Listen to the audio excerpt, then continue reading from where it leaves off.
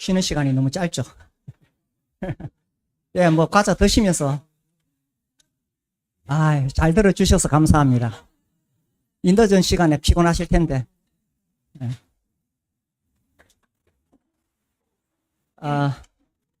뭐 큰 맥만 기억하시고 세부적인 것은 나중에 이렇게 찾아보세요. 찾아보시고. 자, 뭐 아까 했던 이야기인데 이게 세계 지도잖아요. 이제 교회사에서는 중국 이야기 안 나오고요. 여기 지중해 이야기입니다. 여기 지중해 주변으로 있죠. 그래서 처음에 로마가 장악하고 있다가 이제 그 게르만족, 그 다음에 이제 이슬람의 발흥 이쪽에서 이게 되던데. 야. 이거 제가 어제 아래 받아가지고. 요쪽에서 이제 어쨌든, 마호메시죠. 그죠? 622년. 이래가지고, 이 마호메시, 이렇게. 아이고. 이게 아니구나. 죄송합니다. 제가 익숙치가 않아서. 이게 왜 넘어가지? 하여튼 뭐, 이쪽 해가지고, 이리 와가지고, 이게 더 잘 보이죠? 이게 북아프리카인데요. 이 북아프리카, 이쪽에 이제 그 알렉산드리아 나일강, 모세 이집트 나올 때 이쪽에서 나오잖아요, 나일강. 이쪽하고, 그 다음 이쪽에 이 카르타고 이쪽에 터툴리안이거든요. 그러니까 이 북아프리카가 굉장히 그 기독교였어요. 근데 나중에 이제 그 도나투스파 때문에 막 싸우고 논쟁하고 이렇게 하는데 그 틈에 이슬람이 와가지고 이쪽을 완전히 장악해버렸어요, 이쪽을. 그리고 넘어가 버린 이쪽으로. 이 스페인으로 들어가지고 막 넘어 올라가는 거예요. 그러면 이쪽으로 들어오면 유럽이 완전히 이슬람화 되는데 저때 이제 프랑크족이 막아주는 거예요. 그래서 프랑크의 그 장군이 막아가지고 나중에 이제 그 아들이 이제 황제가 되나? 예. 아들, 손자? 하여튼 그렇게 되어져요. 예. 그렇게 넘어가죠. 자, 여기 부근에서 일어나고, 아까 그 동그라미 지중해입니다, 이게. 지중해. 예. 이게, 여기가 갈릴리 호수, 여기 요단강, 여기 사해. 예. 예. 여기, 그러니까 여기 예루살렘. 예. 그 다음에, 여기 안디옥, 그죠? 그, 바울하고 파송할 때, 여기 중심이 되는 거죠. 이방 선교에. 그 다음에 알렉산드리아에는 유대인들이 많이 살았어요, 처음부터. 그래서 이제 예수님이 그 마리아 요셉이 피난 갈 때도 이 알렉산드리아로 이쪽으로 이집트로 가잖아요, 그죠? 이집트. 거기 살게 되고. 그 다음에 이제 어쨌든 로마 그리고 이 콘스탄티노플 저쪽에 여기가 초기 때 5교회 중요 교회죠. 그리고 이제 데오도시우스 황제가 이제 아들들에게 이렇게 동서로 다 나눠줬는데 395년에 죽으면서 거의 이제 뭐 아들들이 싸우니까 동쪽하고 서쪽하고 완전히 나뉘지게 돼요. 요게 이제 1054년에 기독교도 서방과 동방이 나뉘게 됩니다. 그래서 서방을 로마 카톨릭이라고 말해요. 카톨릭이라는 말은 처음에는 카톨릭은 보편적인 교회다. 카톨릭이 좋은 말이었어요, 처음에는. 그러니까 이제 이단이나 뭐 이상한 그런 교회가 아니라, 그 예수님과 사도들의 뒤를 잇는 보편적인 교회다. 이 카톨릭이 좋은 말이었어요. 근데 지금 로마 카톨릭으로 이렇게 용어가 적히고 있죠. 동쪽은 우리가 정통이다. 그래가지고 동방정교회라고 그래요. 정통교회다. 근데 이제 서방은 로마 하나로 딱 통일해야 되는데 이 서방은 여기는 이제 나중에 막 그 나라에 따라서 막 나뉘어져요. 어쨌든 콘스탄티노플이 이렇게 제일 중심이 되죠. 총대주교라 그래요. 근데 1453년에 그 뭐 그런 영화 많이 나오죠. 그 이슬람하고 싸우는 이야기, 콘스탄티노플 동로마 수도. 거기 이제 여기가 함락되면서 이제 러시아가 우리가 그러면은 동방 정교회 중심이다. 러시아 정교회가 생기는 거예요. 저쪽으로 넘어가가지고. 그 이야기 하시나? 어떤 유대인이 한국에 와가지고 백화점에 가서 옷을 사는데 고르다가 드디 하나를 딱 집으면서 이걸 사겠다는 거예요. 그래서 뭐라 그런지 알아? 이 옷을 사겠습니다. 이건 뭐라 그런지 알아? 아, 모르시나? 네? 누가 대답했는데. 요 옷을 살래, 요거를. 유대인이.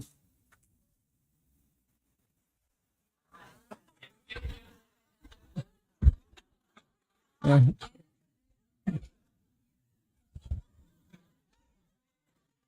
이제, 웃는 시간에 따라서 IQ의 차이가.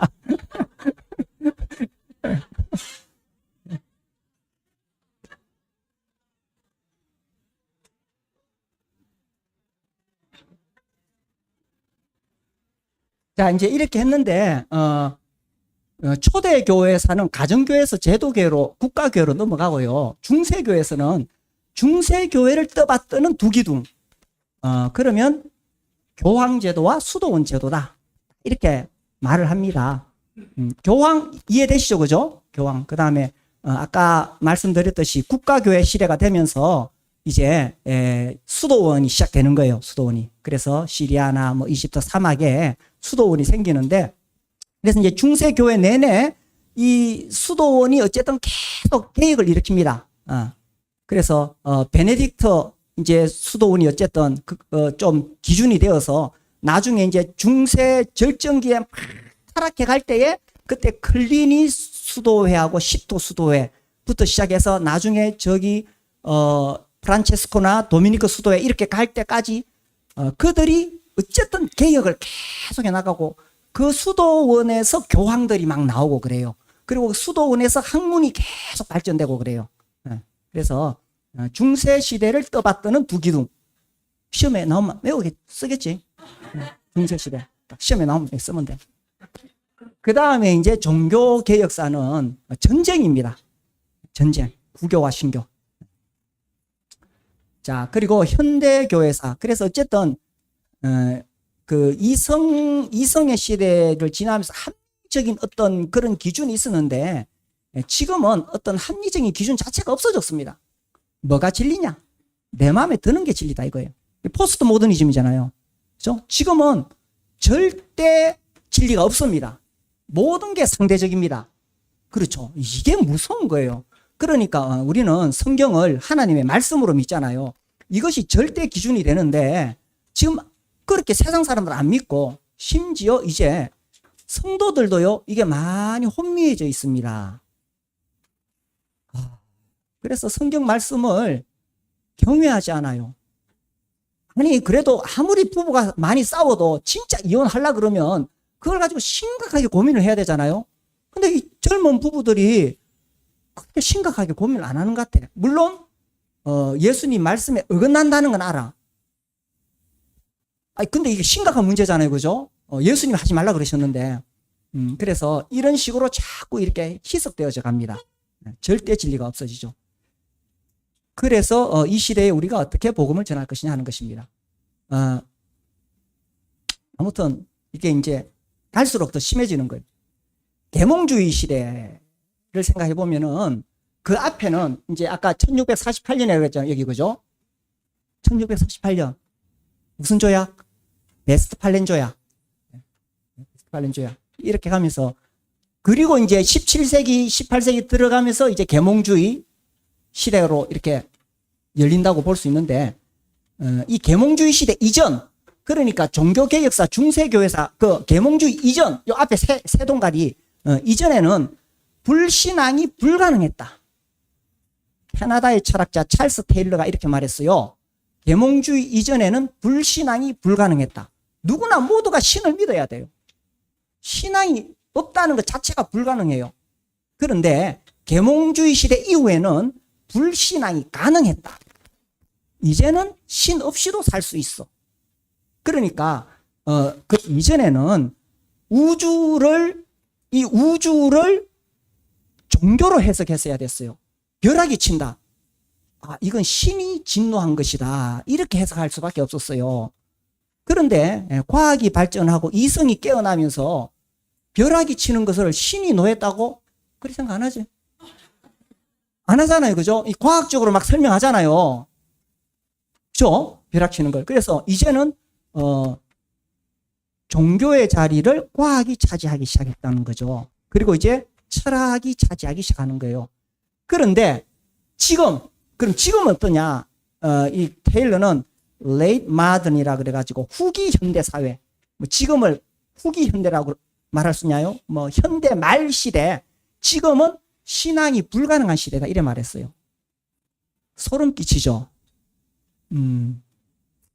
우리 교회도 지금 벌써 코로나 이전부터 나오는 구도자가 있어요. 우리 교회를 너무 좋아해요. 근데 예수님을 안 믿어요. 찬송 부를 때 너무 목소리 커요. 그리고 교회에서 뭐 행사하면 막 자기가 얼마나 열심히 일하는지 몰라요. 막 뭐 나르고 막. 어제도 그 집에 갔었거든요. 그런데 왜 예수님을 안 믿을까? 굉장히 무서운 일이죠. 무서운 일이에요. 그러니까 이쪽에만 해도 모든 시대만 해도 우리가 성경을 펴놓고 설득하고 협박하고 이렇게 해가지고 막 지옥 막 죄인 만들고 이러면은 두려워했어요. 그래서 예수님을 믿으려고 했어요. 근데 지금은 그거 별로 이렇게 그러니까 점점 그런 시대가 가고 있다는 거예요. 네. 그래서 결국 이제 우리가 이걸 하면서 고민은 그거예요. 그러면 이 현대 시대에 어떻게 우리가 복음을 전할 거냐? 이걸 지금 찾고 있잖아요. 그죠? 우리가 함께 고민하고 옛날에 90년대, 80년대, 90년대처럼 그런 복음은 변하지 않지만 그런 기대감을 가지고 구도자를 만났을 때는 이게 안 먹혀 들어간다는 거예요. 그 사람을 충분히 현대인을 이해할 필요가 있고 저 사람에게 어떻게 이 복음을 전할 수 있느냐. 이제 그런 것들이 우리에게 필요하다고 여겨져요. 복음은 변치 않지만 복음을 듣는 그 사람은 변해졌어요. 물론 그가 죄인이라는 사실은 변함이 없지만. 자, 뭐 연대를 이렇게 나눴습니다. 이 다 기억할 수 있지? 다 기억할 수 있죠? 우리 청년들은 아까 내가 했던 강의 쭉 다 할 수 있을 거예요. 실제로 할 수 있어요. 자, 그래서 뭐 이렇게 세 동간이 나눴어요. 이게 이 국가교회 시대가 됐다. 이게 이제 엄청난 격변이었다는 거죠. 3.14 밀라노 칙령. 자, 요때 이제 사도시대 때 성전이 파괴됐다. 몇 년도인지 혹시 아시나요? AD 70년 사건이 엄청나죠. 그래서 유대교는 성전 중심입니다. 근데 성전이 파괴되니까 유대교가 완전히 이제 끝이 났죠. 그때부터는 이제 랍비들의 가르침이 더 중요해지게 되는데, 자, 처음에 사람들은 특히 로마 제국 시대에서 기독교는 유대교의 한 분파라고 생각했어요. 제가 그냥 용어를 그냥 막 쓸게요. 그냥 기독교 그럼 기독교라고 이렇게 들으시면 돼요. 그래서 뭐 기독교 그렇게 뭐 봐주고 이랬는데 이제 성전이 파괴되고 나니까 기독교는 완전히 자기의 정체성을 새로 찾았는 거예요. 누가 봐도 이건 유대교가 아니에요. 실제로 사도행전이나 서신서를 보면 아직도 그 유대인들은 그런 유대인의 개념을 가지고 있었어요. 여전히. 근데 이제 완전히 끝장났어요. 그죠? 그래서 성전이 파괴되므로 완전한 교회가 자기의 정체성을 가지게 된 거예요. 자, 이 박해 시대에 이단들이 나왔어요. 저 박해인데 대표적인 이단이 영지주의 많이 들으셨죠, 그죠? 사도 요한 막 싸우고, 그죠? 그 다음에 마르키온주의. 이제 마르키온주의도 뭐 영지주의가 좀 비슷한데 어쨌든 구약을 인정 안 하고 누가복음과 바울의 10개의 서신만 인정했어요. 그러니까 구약의 하나님 너무 무서운 하나님이라 신약의 하나님 예수님을 보내신 아버지 하나님은 구약 하나님하고 다르다. 이러면서 구약은 무서우니까 제외 이렇게 되는 거예요. 마르키온주의. 그리고 이제 몬타누스주의. 성령을 강조했던 이런 몬타누스주의. 이런 이단들이 나오는데 이단은 정통의 음운이다 이런 말이 있어요.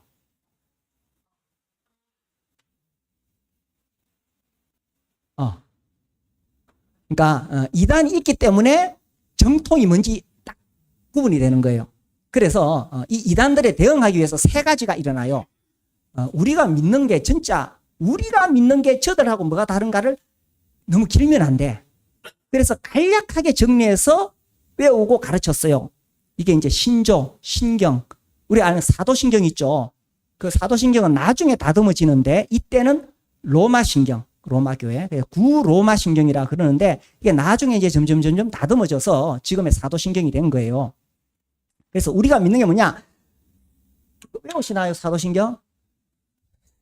전능하사 천지를 만드신 하나님 아버지를 믿사오며. 저도 다 못 외워요.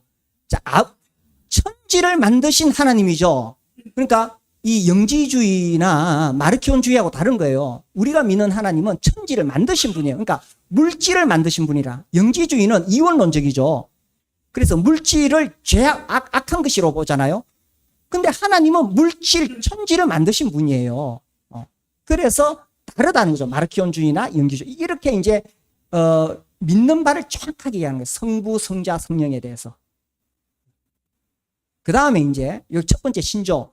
두 번째가 뭐냐 하면은, 그러니까 마르키온주의는 구약을 인정 안 했고 신약도 누가복음과 서신서 10개만 하니까 그럼 진짜 성경이 뭐냐? 구약은 이미 다 인정을 했고 AD 90년 얌리아 회의에서도 공인. 말이 빨라지네. 무슨 이야기인지 알겠지? 그래서 신약이 우리가 믿는 게 뭐냐?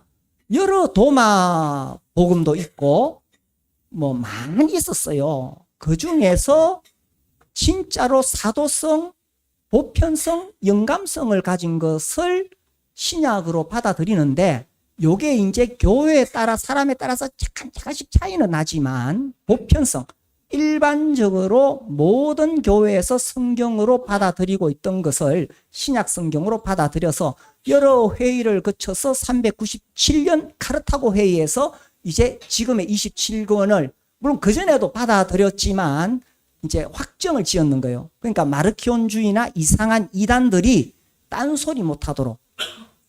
자, 그 다음에 세 번째는 뭐냐 하면은 이제 영지주의자들이나 이런 사람들은 자기들이 그 예수님 사도의 뒤를 잇는다고 말을 했거든요. 그렇지 않았어요. 이미 그때는 아직 역사가 짧았기 때문에 로마에는 베드로 이후에 누가 로마 교회의 지도자였는지 딱 계보가 나와요. 안디옥 교회 계보가 딱 나와요. 이게 사도직 개성, 사도권 개성, 사도 개성 그래가지고 이게 딱딱 나오니까 이게 이제 너희들이 주장하는 그런 지도자가 아니라 예수님의 그 계보를 그대로 이어받은 사람들이 있다. 그래서 이제 사도직 개성이라고 되어 있나요, 거기는?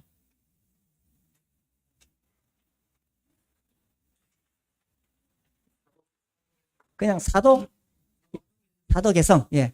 그래서 이런 이단들 때문에 이렇게 세 가지가 뭐가 정통인지에 대해서 이 세 가지가 밝혀졌다는 거예요. 그래서 이거 시험에 내요. 이 이단에 대해서 대응한 교회의 세 가지 대응책이 뭐냐? 이 세 가지 써라 그래요. 이거 뭐 어디까지 해야 되지? 사도시대, 그 다음에 박해시대를 속사도시대라고도 말을 해요. 그러니까 사도들의 바로 뒤를 이었던, 그러니까 사도와 같이 생활했던 사람들. 그래서 뭐 베드로나 바울이나 잘 알았어요. 이그나티우스나 이런 사람들은 폴리갑, 사도 요한의 직속 제자예요. 그러니까 이런 사람들을 속사도라 그래요. 그래서 사도시대, 속사도시대라고 말하는데 저는 그냥 박해시대로 그 특징을 넣기 위해서 이렇게 적어 넣었어요. 근데 이 사람들이 이제 순교하는 거예요. 이그나티우스나 폴리갑이나 뭐 그런 그 순교사 이야기는 또 굉장히 감동적인 일화들이 많이 있으니 나중에 찾아보세요. 그래서 이 박해 시대에 이런 이단들이 있었고 여기에 대해서 교회가 대응했다. 자, 그 다음에 3.14 밀라노 칙령 이후에 이제 국가교회 시대가 시작되는데 이때 이제 기독교가 인정되고 나서 이제는 기독교 안에서 논쟁이 생겨요. 앞에는 이단들하고 싸웠죠. 이제는 기독교 안에서 논쟁이 생겨요. 그래서 이제 기독교 안에서 여기서 이제 굉장히 중요한 우리가 믿는 교리들이 정립이 되어져요. 그러니까 삼위일체론, 그 다음에 기독론, 그 다음에 이제 구원론, 이제 은총론이라고 표현 많이 쓰는데 제가 거기 구원론 썼는데 기억하기 좋도록 어쨌든 은총론, 요 세 가지가 정해져요. 이제 요 세 가지를 정하는 회의, 이 회의 첫 번째가 니케아 회의인데 325년 이게 이제 콘스탄티노플 아까 그림 대충 그 그림 동쪽에 콘스탄티노플 딱 건너가면 있어요. 그 건너가면 니케아가 그 있는데 여기서 이제 회의를 누가 주관하냐 하면 콘스탄틴 황제가 주관을 해요.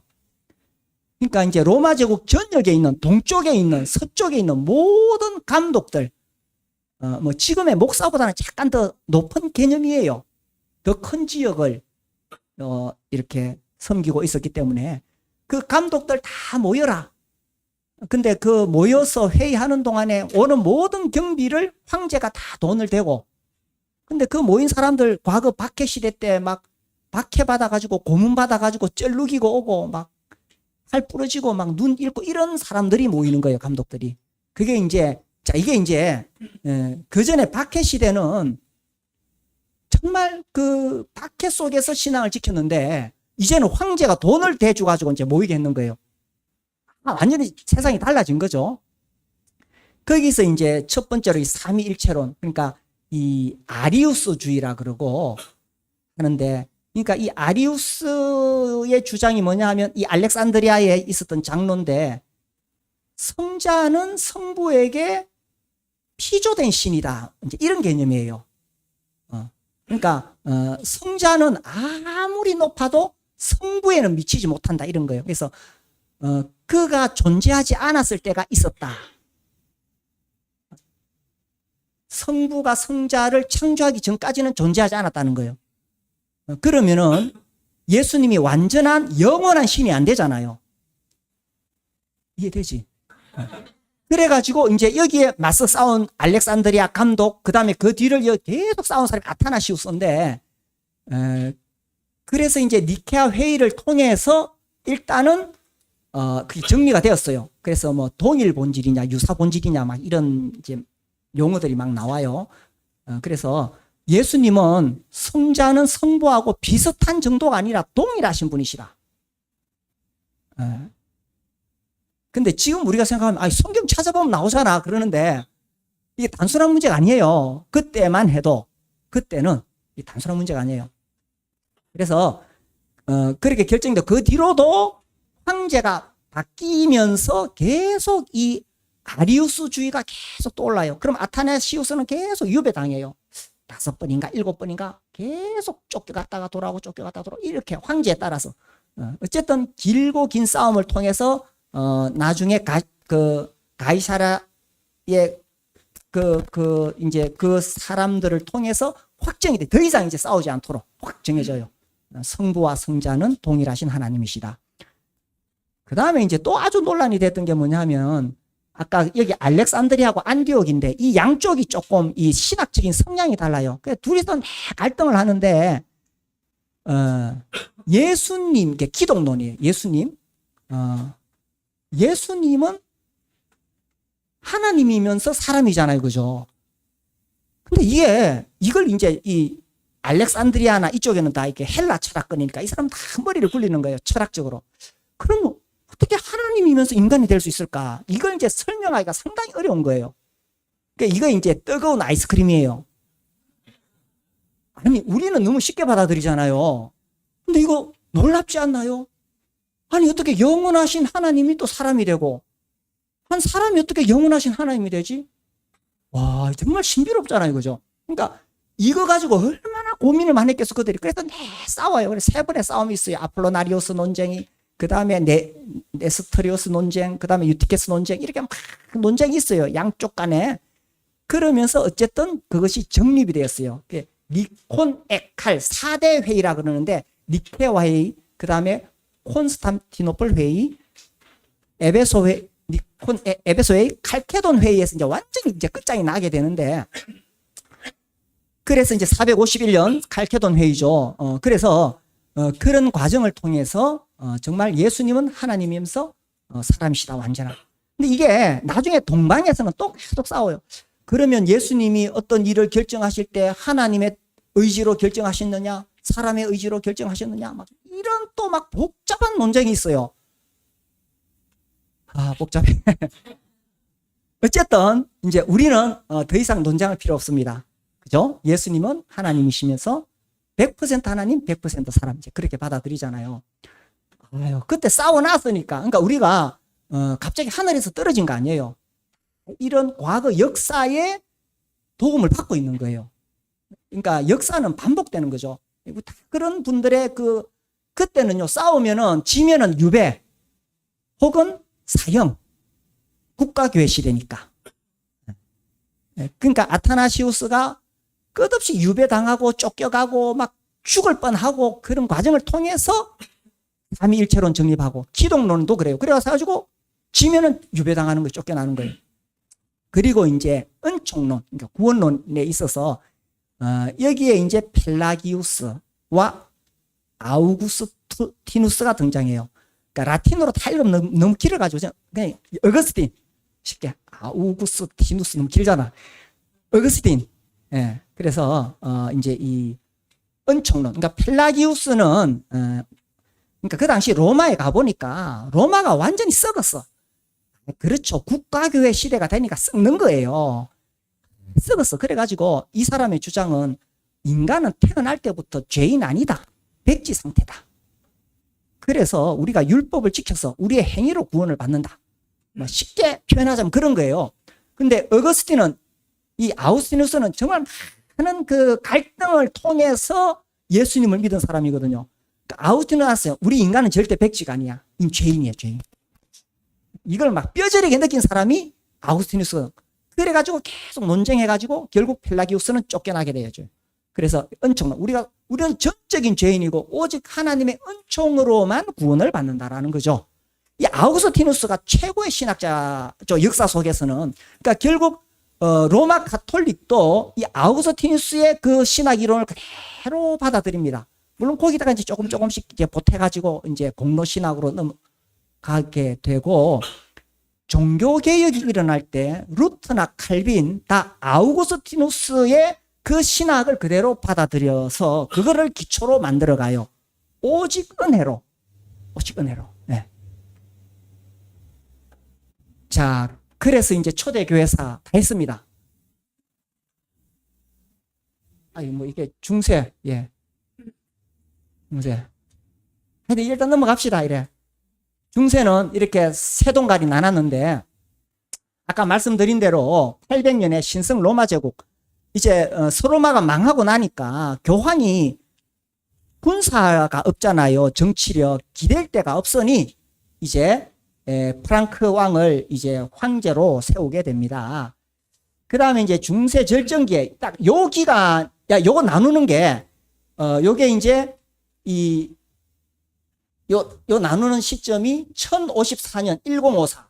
요게 동방교회와 서방교회가 서로 분리되던 해입니다. 그 다음에 두 번째, 요 딱 나눈 요 동가리는 1294. 보나페이스 황제, 교황이 되는 해. 그러니까, 자, 이 동방, 서방이 여기 1054에 나뉘게 되고요. 이 보니페이스가 교황이 되면서 그때부터 기울어지기 시작해요.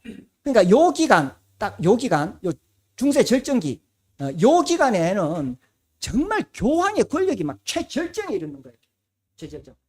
이때에 이제 아까 말씀드린 십자군 원정, 우르바니 2세, 수도원 운동, 그 다음에 스콜라 철학, 스콜라 신학이라고 하죠. 그래서 안셀무스에서부터 토마스 아퀴나스까지 200년 동안 엄청나게 이 신학이 발전하게 됩니다. 이 스콜라 신학이라는 것은 우리가 믿는 것을 학문적으로, 이론적으로 설명하게 해보겠다는 거예요. 신앙을 학문적으로 설명해 보겠다는 거예요. 이게 이제 중세 철학이 되는 거죠. 자, 그 다음에 이제 중세 말기는, 아이고, 막 엄청 썩습니다.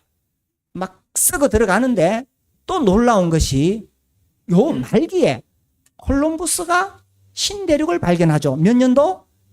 1492년, 그죠? 그러면서, 이게 이제 엄청난 사건이에요. 그러니까 유럽에서는 이제 종교개혁이 일어나가지고 막 루터가 막 종교개혁하고 있는데, 사실 이때 로마 가톨릭은 신대륙에서 아메리카를 완전히 장악해가지고 그쪽을 전부 다 지금 가톨릭화하고 있는 거예요. 자, 그래서 이 종교개혁 기간에는 전쟁이었다. 전쟁. 네, 전쟁. 그 다음에 이제 현대교회사는 이성과 부흥의 시대. 네, 자, 이렇게 넘어갔다. 요거 이제 뭐 내일 조금 자세히 봅시다. 자, 그래서 이제 초대교회 다시 돌아갑시다. 다시 돌아가도 되죠? 네, 초대교회.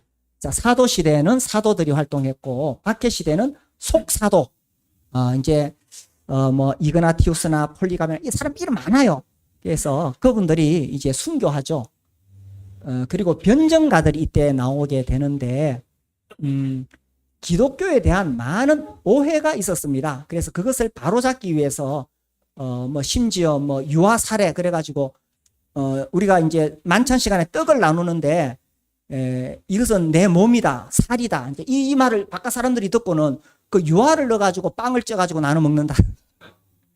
뭐 그런 식으로 말도 안 되는 소리가 형제 자매라 부르는데 알고 보니까 부부거든. 그러니까 뭐 근친상간을 한다든지. 뭐 그런 식의 또 무신론자라 그러고 그래서 이 변증가들이 필요했습니다. 그리고 이제 교사들이 나오고 또 이 논쟁에서는 이제 신학자들이 나오죠. 9시 반 맞아요 지금. 빨리 갑시다. 자, 신성 이거 다 아까 다 봤고 그죠? 다 봤습니다. 넘어갑시다. 자, 초대교사 여기서 내가 자세히 설명했어야 되는데 여기서 했어야 되는데 아까 이야기했죠? 네. 아까 이야기했지? 넘어가도 되지? 이거 했죠, 그죠? 그래서 이단에 대응해가지고 이 세 가지 했다. 이 시험에 나온다 그랬습니다. 정경화 작업이란 말은 무엇이 성경인가를 이제 이렇게 확정을 한다는 거예요. 정경, 캐논. 이게 성경이다. 그 다음에 신조, 사도 개성. 이때 이제 이그나티우스 또 폴리갑 이런 사람들이 이제 순교 당하면서 말리지 말라 그랬어요. 그러니까 구출하려 그러니까 나는 주님 이름으로 죽겠다 그래요. 사람들이. 네. 그 다음에 이제 이 사람도 순교한 이 사람은 이제 대표적인 변증가입니다. 그 다음에 이제 이런 신학자들이 나옵니다. 이 사람들은 교사들, 신학자라기보다 교사들. 예. 자, 그 다음에 신학자들. 아까 삼위일체 이야기했죠, 그죠? 기독론, 은총론, 니코네칼. 이래 외우라 그래요. 그래야 외우기가 좋으니까. 니코네칼, 325, 381, 431, 451 이렇게. 자, 이제 아타나시우스 아까 이야기했죠? 어거스틴, 아우구스티누스. 예. 자, 여기에 이제 395년에 동서가 완전히 나눠져요. 데오도시우스 황제 때 죽고 나서. 그 다음에 이제 이 아까 변화에 있어서 이 훈족, 그죠? 여기서부터 이게 막 밀고 내려오니까 게르만족이 이름이 많습니다. 온갖 이름들로. 이래가지고 들어와서 결국 로마가 망하죠. 410년. 그리고 억지로 버티다가 476년에 완전히 망하게 됩니다. 그래서 동서로 나뉘게 됩니다. 자, 그리고 이제 이슬람의 발흥. 7세기에는 또 이슬람이 나오고. 그 다음에 이제 저 위에서 노르웨이, 뭐 스웨덴 저쪽에서 노르족이 내려와가지고 또 이렇게 막 전쟁이 일어납니다. 그러나 그들이 다 기독교를 받아들이게 됩니다. 자, 중세교회사. 중세 초기를 보면 먼저 레오 1세를 이야기해야 되는데, 그러니까 410년에 황제가 이제 유명무실해졌어요. 그런데 계속 이렇게 훈족이 내려오고 반달족이 쳐들어오는데 누가 지켜야 되느냐? 그 레오 1세가 가가지고 정치적인 협상을 해요. 그래서 이제 황제는 없고 이제 교황이 힘을 쓰기 시작하는 거예요. 그리고 이제 그레고리 1세 이 사람도 이제 그 롬바르드족이 쳐들어왔을 때에 그것을 협상을 하고 그리고 이제 로마의 그 식량을 공급하고 상수도 뭐 이렇게 하고 실질적인 그 시장이 되는 거예요. 로마시의 시장. 그러다 보니까 이제 교황이 점점 힘이 세지게 되는 거죠. 그리고 이제 레오 3세가 이제 그 신성 로마 제국 이제 교황 황제가 되죠. 자, 그래서 이 그레고리 1세 중세 신학의 기초를 놓습니다. 그래서 590년은 중세 시작이라고 말합니다. 그래서 왜 중세 시작이라고 하는지 알겠지? 네. 그레고리 1세. 그레고리 성가라고 들어보셨나요? 이분에게서 시작된 겁니다. 그레고리 성가. 자, 이렇게 이제 급변하고 이제 이게 800년 이제 황제 신성 로마 제국이 탄생했습니다. 그리고 이제 이 1054년 자, 두 번째 동가리가 이제 중세 절정기 1054년인데 동방교회와 서방교회가 나뉘게 됩니다. 이게 서방은 뭐라고 하느냐 하면은 가톨릭 보편적이다 이야기하고 동방은 우리가 정통이다 이렇게 말합니다. 그리고 이제 나중에 1054년에 이게 나뉘게 되는데 뭐 일단 말이 달라요. 뭐 여러 가지 이유가 있는데 이런 교리적인 문제도 있습니다. 이게 필레오케 논쟁이라고 하는데 이 니케아 회의에서는 성령은 성부로부터 나온다 그랬는데 서방에서는 성부로부터 나오고 또한 성자로부터 나온다 이렇게 말했어요. 그래가지고 왜 너그 마음대로 바꾸냐 이래가지고 막 싸우다가 또 나뉘게 됩니다. 자, 뭐 이런 건 넘어갑시다. 너무 복잡하니까.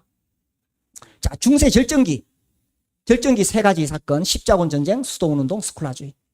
뭐 이 정도는 기억하시겠죠? 예. 자, 카노사의 굴욕 1077년 이게 이제 교황이 이만큼 힘이 세진 거예요. 황제가 눈 오는 날 그 맨발로 서가지고 빌었어요. 자기 아내와 아들과 함께. 그 다음에 이제 이게 이제 십자군 전쟁, 우르반 2세 전쟁을 일으키죠. 그 다음에 최절정기의 이노센트 3세. 엄청난 권력. 이때는 막 교황이 유럽 완전히 장악했습니다. 스페인, 프랑스, 뭐 독일, 영국, 막 이탈리아 완전히 장악했습니다. 그러면서 이때 이제 역사는 이와 같이 제도적인 역사가 있는가 하면 순수하게 성경 그대로 따르려고 했던 교회들이 있어요. 그 교회 이야기가 순례하는 교회에 나와요. 여기 보면은 그 교황한테 엄청나게 박해를 받고 죽는데 그 대표적인 아까 교황 이노센트 3세예요. 그래서 왈도파나 뭐 알비파나 막 엄청 죽였어요. 얼마나 많이 죽인지. 이 순례하는 교회 이 역사가 나와요. 그래서 이 사람들은 종교개혁이 일어나기 전부터 성경적인 복음과 성경적인 교회를 세우고 있었어요. 그러니까 역사 속에서 이런 사람들이 계속 있었어요. 하나님께서 그때그때 일으키셨어요. 그래서 우리도 그렇게 보죠. 19세기에 어떤 성경적인 교회를 일으키도록 하나님께서 형제운동을 일으켰다. 우린 그렇게 보죠. 예. 자, 뭐 하여튼 정말 순수했던 그런 교회들 있었는데 박해를 받습니다. 자, 이 중세 절정기 이 십자군 전쟁 이 8차에 걸쳐서 막 하여튼 이 정말 부끄러운 이야기죠. 이렇게 해서 예루살렘 왕국을 1차 때 세웠는데 나중에 결국 다 망합니다. 십자군 전쟁 4차. 예. 그 다음에 스콜라주의는 요 마지막에 이 사람들은 이 수도원 운동 이야기하고 있습니다. 수도원 운동. 수도원 이게 이제 탁발 수도회라 그러는데 뭐 아마 이름은 좀 들어보셨을 거예요. 이런 사람도 있었고. 그 다음에 이제 스콜라주의 이 안셀무스부터 시작합니다. 유명한 말 나는 이해하기 위해 믿는다. 예. 그 다음에 이 토마스 아퀴나스 뭐 최고의 신학자라고 하죠. 로마 가톨릭에서는 이 사람 최고입니다. 아우구스티누스의 뒤를 이어서 어쨌든 토마스 아퀴나스 최고입니다. 예. 자, 그 다음에 말기 아까 말씀드린 대로 프랑스 아비뇽에 가가지고 교황이 저기 70년 있다가 옵니다. 그리고 이제 하여튼 그 뒤로 이 사람 정말 교황 중에 최악의 교황. 이 사람 관련된 영화들도 아마 있을 거예요. 최악의 교황. 알렉산드로 6세. 이때 이제 신대륙을 발견하게 되는 거죠. 중세 말기에. 신대륙. 자, 이렇게 썩어가는 이 중세 말기에 이제 이런 종교개혁을 일으키는 종교개혁의 새벽별이라고 말합니다. 새벽별. 그래서 새벽별이라고 그럽니다. 네. 새벽별. 이제 이 특징들이 이 성경을 위클리프 영어로 이제 번역하는 이제 그런 작업들을 하게 되는 거죠. 성경을. 에라스무스는 이 사람은 이제 종교개혁자는 아닌데 어쨌든 이 사람이 1516년에 인문주의자인데 이 드디어 헬라 성경하고 이렇게 묶어가지고 그동안 그들이 로마 카톨릭에서 보던 라틴 성경이 아니라 이제 헬라 성경을 보기 시작했어요. 그리고 이 성경을 바탕으로 해서 이제 종교개혁이 일어나게 됩니다. 자, 오늘 여기까지만 하죠. 그래가지고 나중에 면죄부 이야기 많이 들어보셨죠? 그래가지고 루터가 이제 종교개혁을 일으키는 겁니다. 내일 이 시간에. 예, 아무튼 뭐 수고 많으셨습니다. 아이고, 예. 하여튼 전체 흐름을 기억하시면 좋겠습니다. 예, 감사합니다.